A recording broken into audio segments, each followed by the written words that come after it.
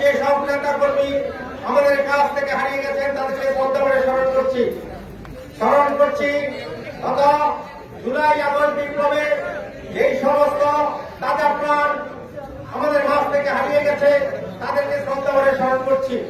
আরো স্মরণ করছি 20,000 সাধারণ জনতা, ছাত্র জনতা আহত হয়ে হসপিটালে কাটাচ্ছে, তাদেরকেও সুস্থতা কামনা করছি। আমি একটা বিষয় অনুরোধ করবো তোমাদের কাছে, এটা নতুন বাংলাদেশ, যে ছাত্ররা রক্ত দিয়ে আজকে আমাদেরকে 17 বছর পরে এখানে জমায়েত হওয়ার সুযোগ করে দিয়েছে, তাদের রক্তের ঋণ যাতে আমরা শোধ করতে পারি।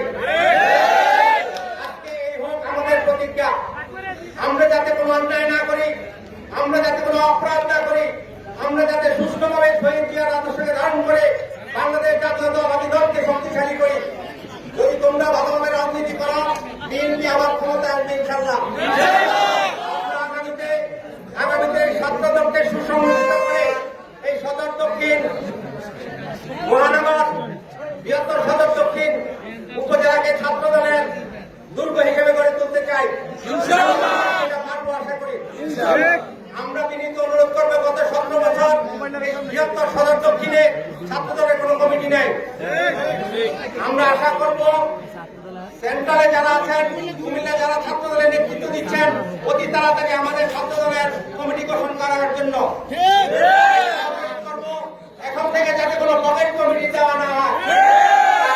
পকেট কমিটি দেওয়া হয় এই সদর দক্ষিণে আগুন জ্বলবে।